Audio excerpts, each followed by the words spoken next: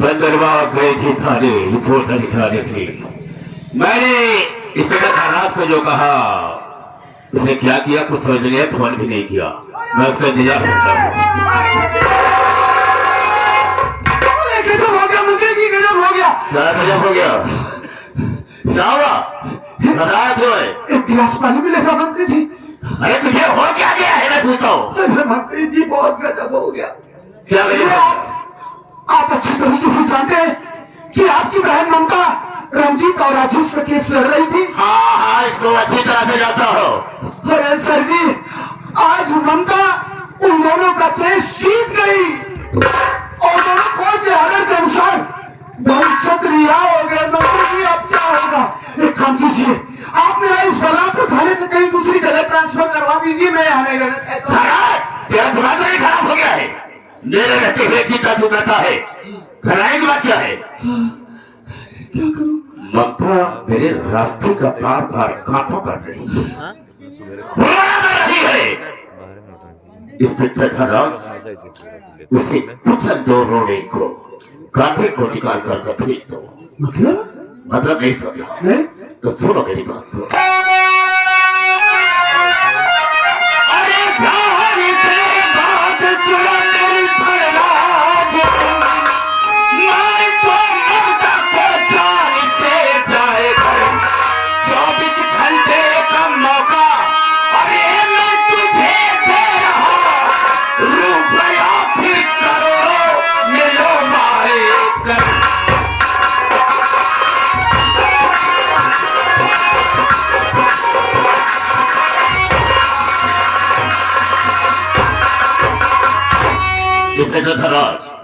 अगर मेरे रास्ते का रोड़ा बन रही है तो जाओ मारो से।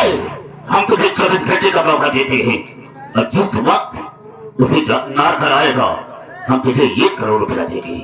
1 करोड़? हाँ, खत्म कर दो बाबा सारी को।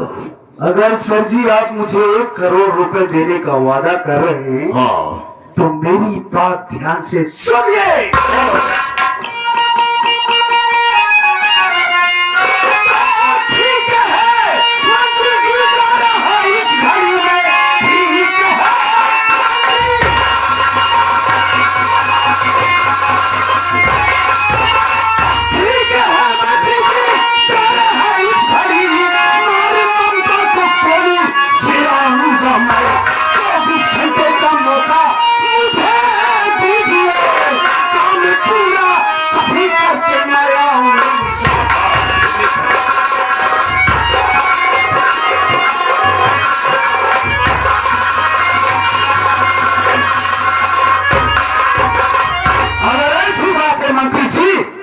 मैं इसी वक्त जा रहा हूं और आपकी बहन ममता को जान से मार दूंगा, लेकिन एक बात का ख्याल रहे, जिस वक्त मैं ममता को जान से मारकर आपकी हवेली पर पहुंचू तो मेरा 1 करोड़ रुपया तैयार रखना। इसमें न था तू मेरी याद सेवा कीजो। जी सर। कि जो मैं कहता हूँ करता हूँ। जिस वक्त मार कर आएगा हम तुझे 1 करोड़ रुपया तुरंत देंगे। ओके सर, तो मैं इसी वक्त जा रहा हूँ। जाओ। चेक।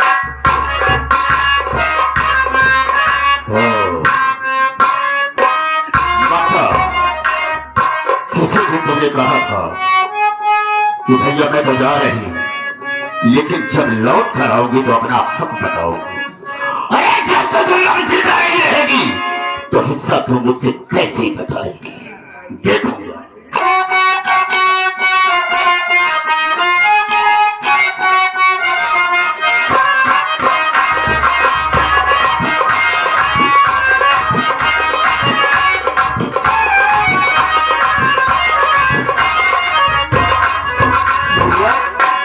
मुन्ना घर में ताला लगा है, तेरी बार भी नहीं दिखाई दे रही, मुन्ना नहीं दिखाई दे रहा, सब कहाँ गए होंगे?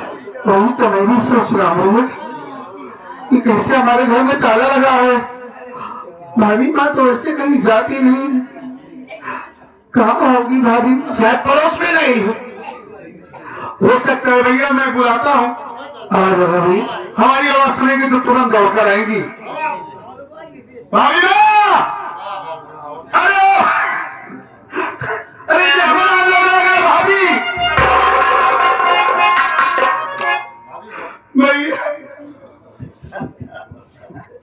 ये देखिए राम शरण भैया क्यों रो रहे हैं?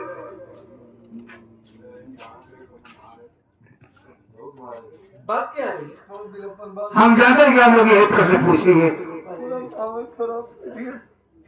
कि भाभी माँ कहाँ गई, हमारी पत्नी कहाँ गई। हाँ भैया रो क्यों रहे हैं? कैसे हमारे घर में ताला लगा है? हमारी भाभी माँ कहाँ है भैया? बहन के कत्ल केस में बड़े भाई तो पहले जेल चले गए थे। और आप सामने आपका भतीजा बहुत बीमार था। हाँ भैया आप वो आना भी किए थे भाभी मैं जा रहा हूँ, कहीं न कहीं से पैसा का इंतजाम करके आऊंगा। हाँ मुझे सब याद है भाई। अपने भतीजे की दवा कराऊंगा। हाँ कहाँ है भाभी? आपने विलम्ब कर दिए। भाभी मैंने सोचा कि मंत्री मक्खनलाल नारी सहायता केंद्र खोल रखा है। हाँ वहां पर मैं चली जाऊं, मुझे कोई आर्थिक मदद मिलेगी।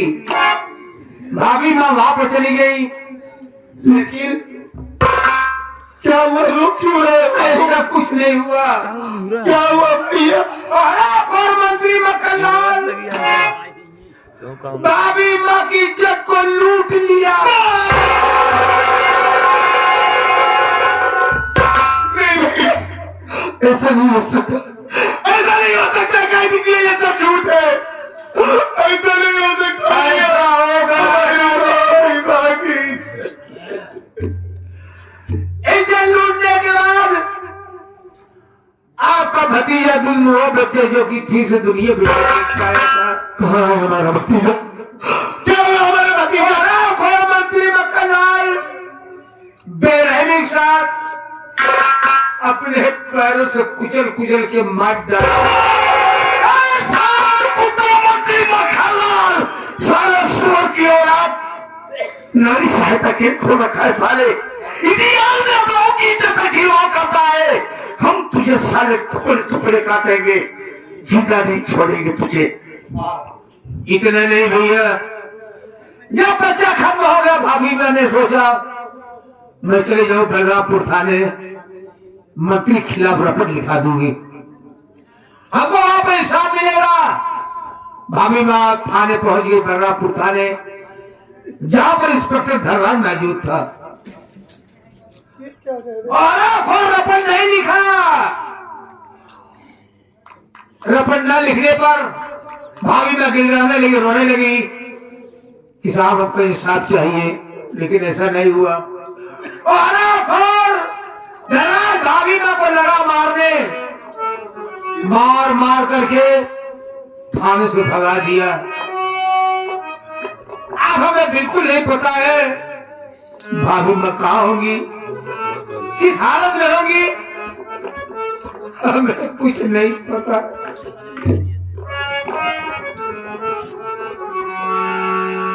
सब कुछ बर्बाद हो गया भैया।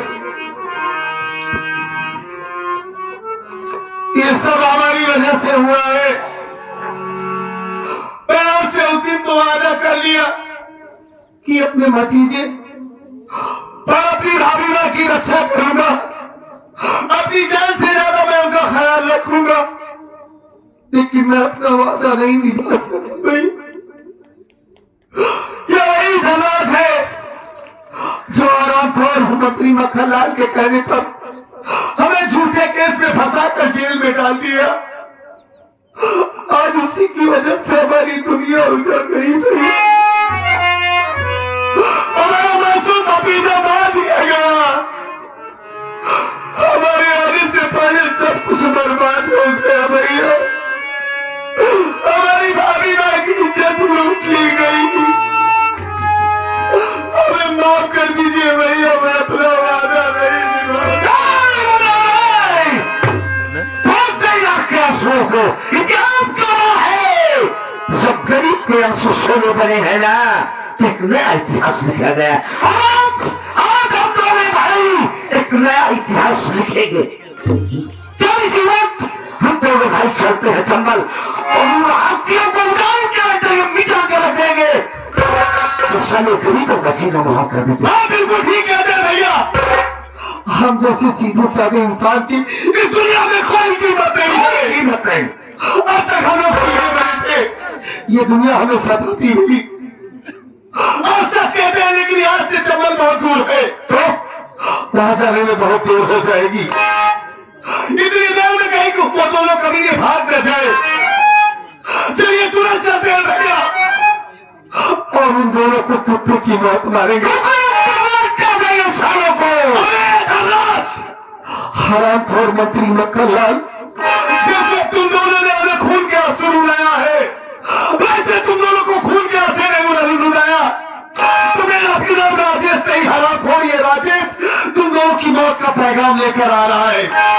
अगर गिन गिन का बदला न चुकाओ ना, तो हम दोनों की मां का दूध हराम है।